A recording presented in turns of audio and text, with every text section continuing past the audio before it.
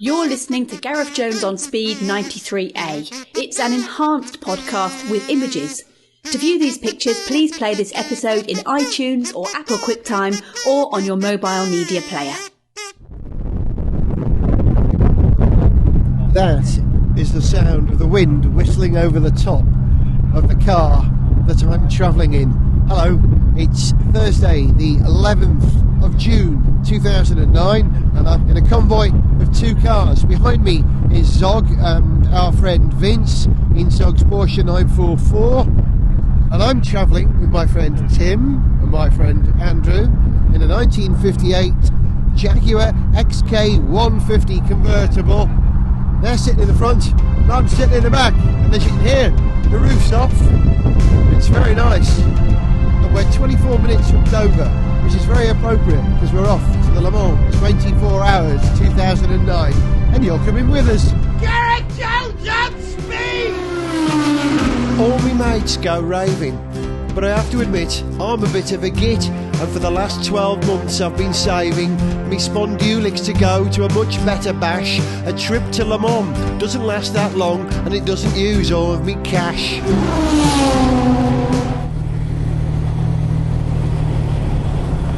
That's the sound of the XK150's engine and exhaust burble as we travel up the ramp to board the Sea France Molière. And I think Le Mans is a real sensory experience, and perhaps from the point of view of all the senses, I think sound is the best. So I'm going to play you some of the sounds we've recorded of a trip to Le Mans. The first one, the sound of boarding this ferry.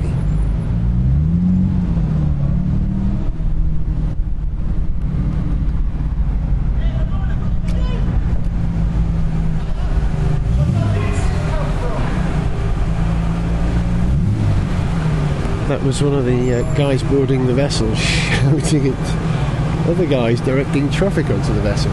Okay, we've got an MG Estate, Zog's Porsche, an Escort RS 2000, an E-Type, a TR5, an Aston Martin V8 convertible.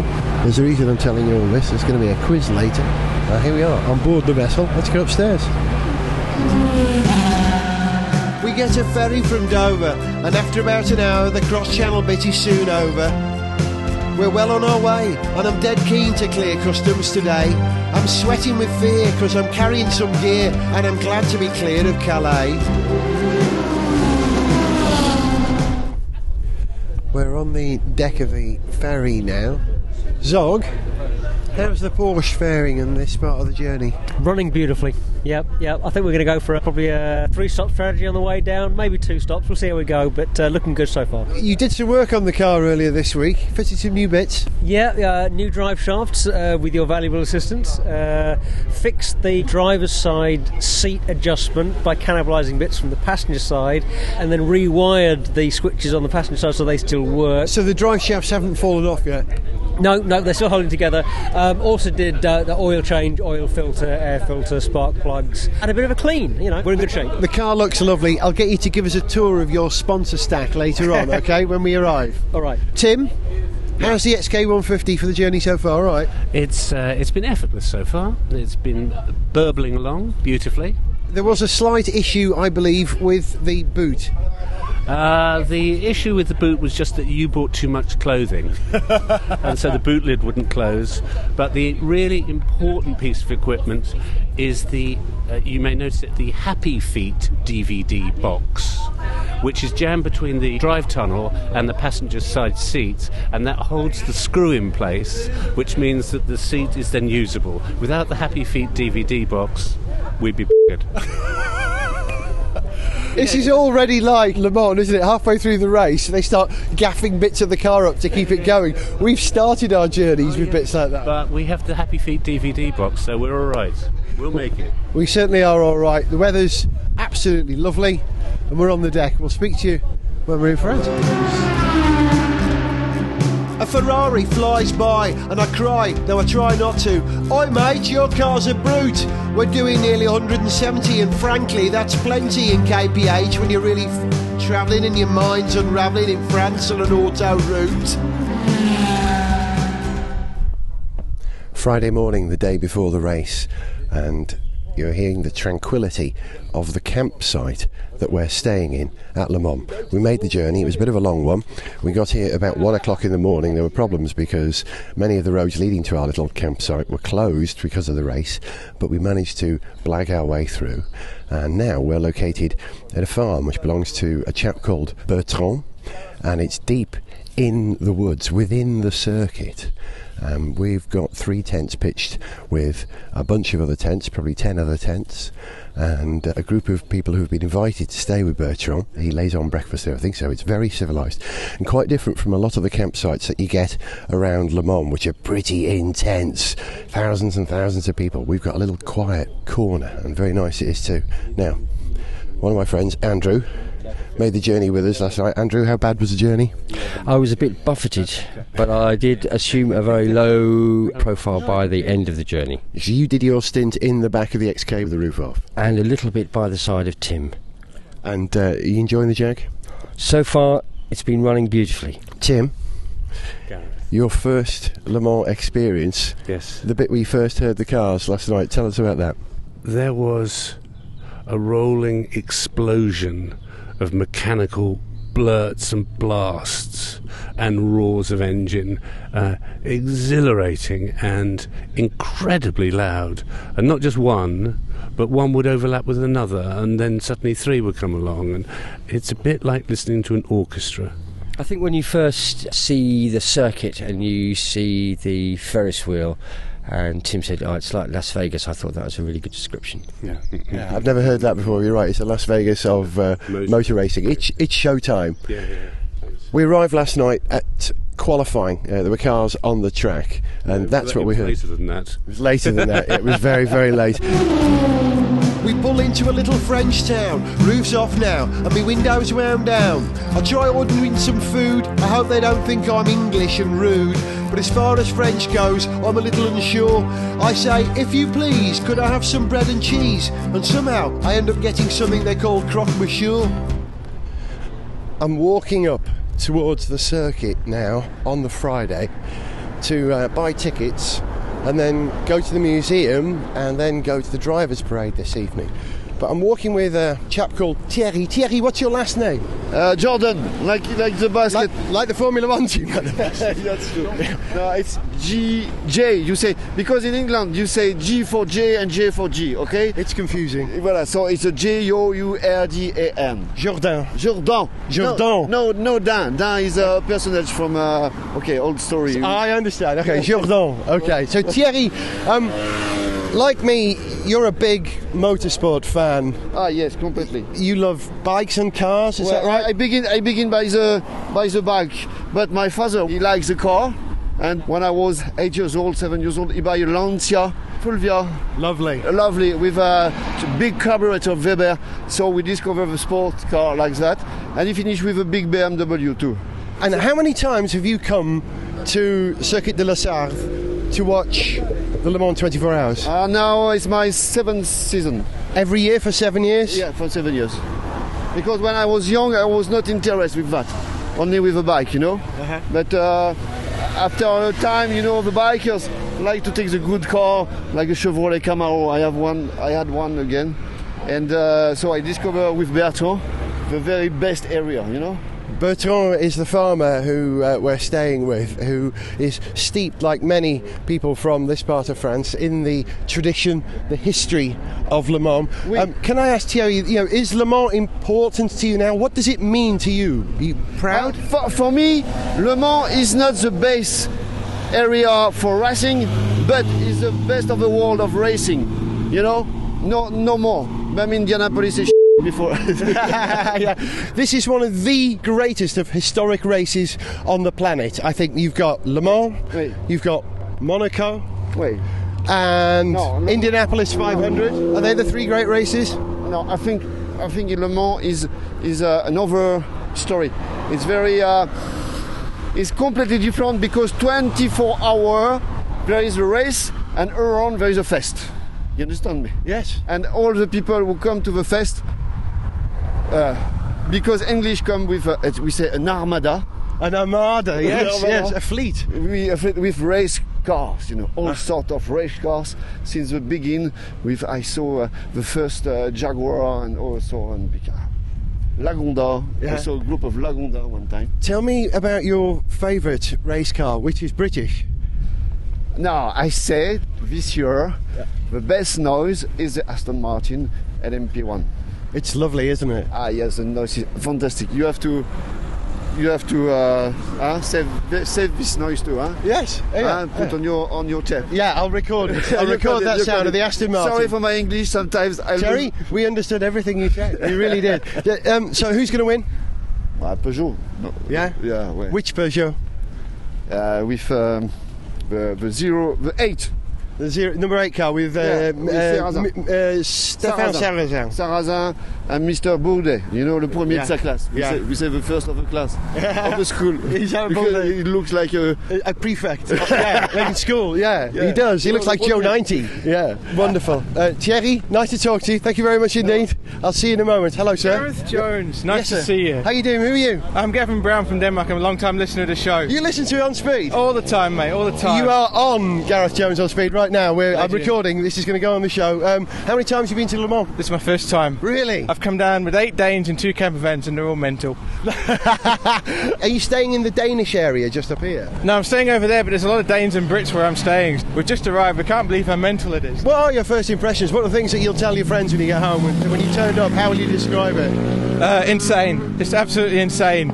I just can't believe how many people are here, how friendly it is, and just how much everyone wants to have fun, and all the exotic cars. I mean, I've had some of your moments, that's for sure. Yeah, a Noble, a TVR. Yeah.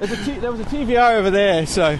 We're actually standing by the side of the track leading to the front of the circuit, and bizarrely there are no nice cars going by at the moment because you only have to wait about 10 seconds before you go, oh! Gavin, listen, thanks for saying hello, man. You're welcome. Enjoy the show. Thank you for saying hello. Really appreciate that. See you later. Ta-da. How about that, eh? He's now on the show. Another 200 miles and suddenly I'm all smiles. I'm ready for a night not on the airbed but on the tiles. Tents up, time to relax, make tracks full of Centerville. I'm surrounded by Brits in Porsches. Some look sick, others look ill. I'm glad I've stayed for the drivers' parade. Right in front of me there's an endless tirade. Like Armand Van Helden, a truly international mix. I see Johnny Herbert, Dindo Capello, Jacques Villeneuve, Mika Salo.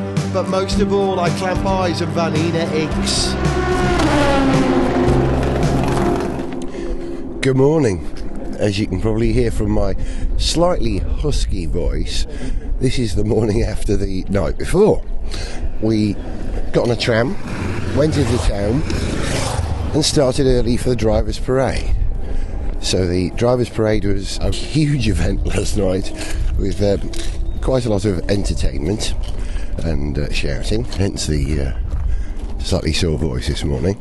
But we slept beautifully and we woke up in Bertrand's farm, and before having breakfast we figured we should walk up to Indianapolis and go and listen to the classics racing in the Le Mans Legends race, which is the support race to the 24 hours.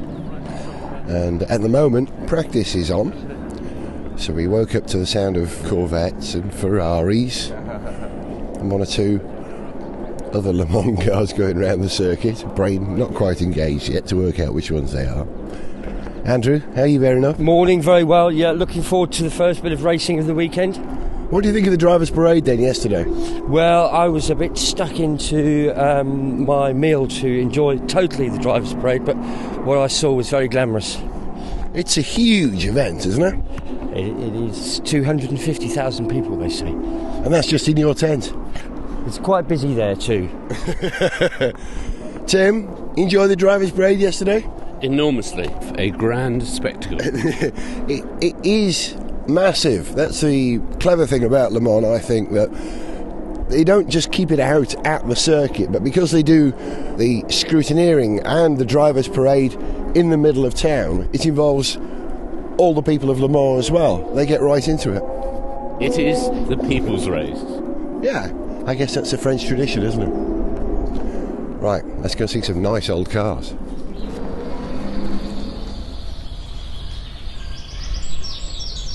We're out on the inside of Indianapolis now, and it's absolutely silent.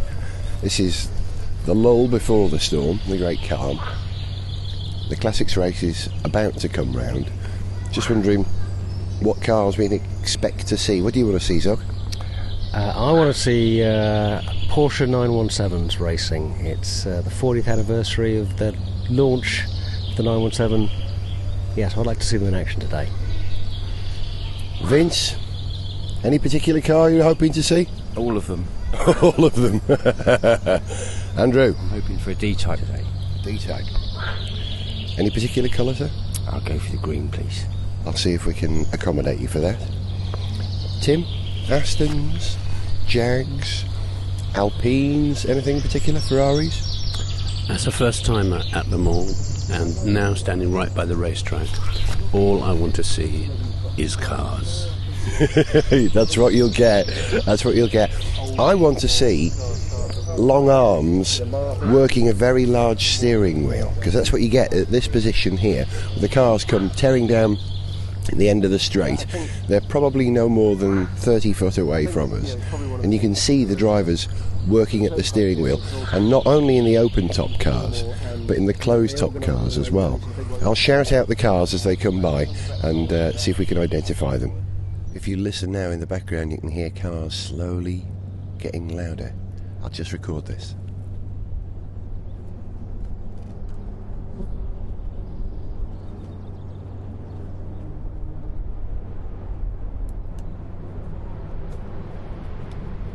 It's the course car, an Audi R8, and some Jags, a Dino.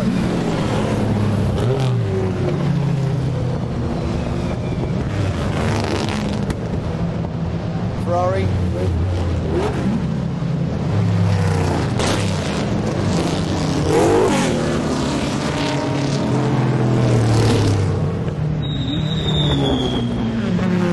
Alpine.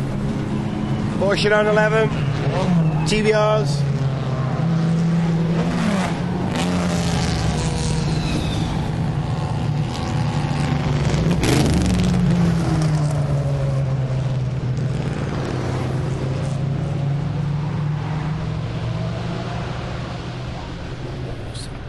What does that mean? That's awesome.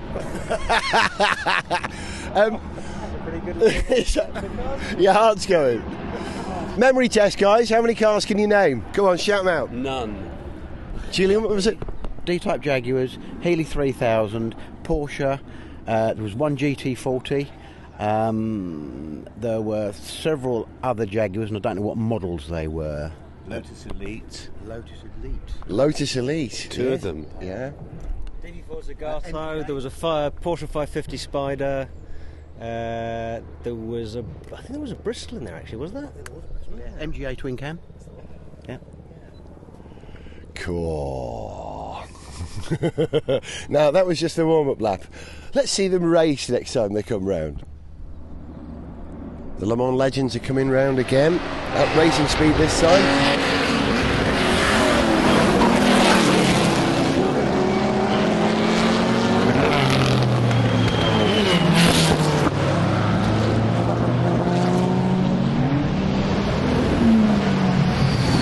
D-Type and an Aston.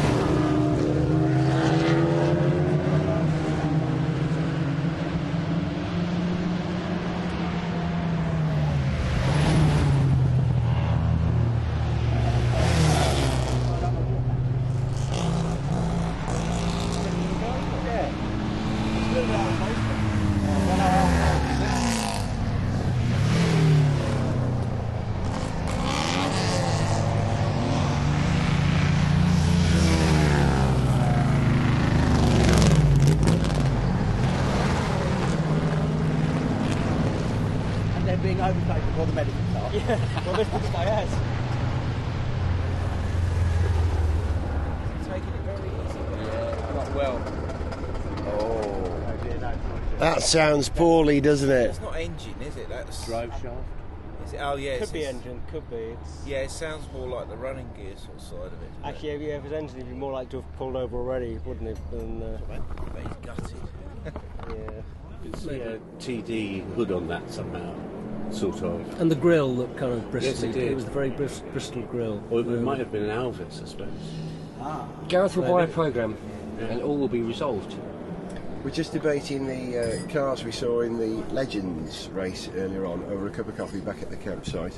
Highlights, gentlemen? Well, to have a parade of, I'm guessing 40, absolutely wonderful, historic, classic racing and sports cars. A number of Ferraris, there were Jaguars, there were a lot of Healey's, there were a couple of MGs, an AC, and other things, and a parade of them coming past you. That was delightful. Vince, when they first came round... I'm getting teased about snoring last night.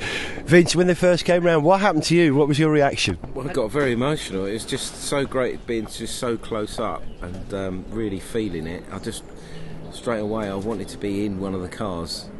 Anyone would have done at that point, but I wanted to be racing up to that corner. But yeah, so emotional. I felt myself welling up. Just I think we've all experienced that. You patted your stomach. You had butterflies, from what I could tell. Good one, Zog? Oh, fantastic. I loved seeing that beautiful yellow Ferrari 250 Le Mans scrapping with the Shelby Daytona Coupe for the lead. That was beautiful to watch. And a little 550 Spider out there, just gorgeous. And the sound of the Corvette. Yeah, those are the highlights. Good highlights. Your favourite cars, Andrew? I'm afraid I missed it all because I was too busy trying to reprogram your sat-nav. We've had location issues. Thank you, Andrew. We'll see if we can find our way up to the start of the straight for the race proper. You're a rotten bunch of pals. Wipe you round, pal, and forget having showers. You're close to the start of a race that lasts for 24 hours. That's it for this show. However, our coverage of the 2009 Le Mans 24 Hours continues in episode 94 of Gareth Jones on Speed, available for download from June 20th. Episodes 93 and 94 will also be made available as enhanced podcasts, with exclusive images that you can view whilst listening in stereo.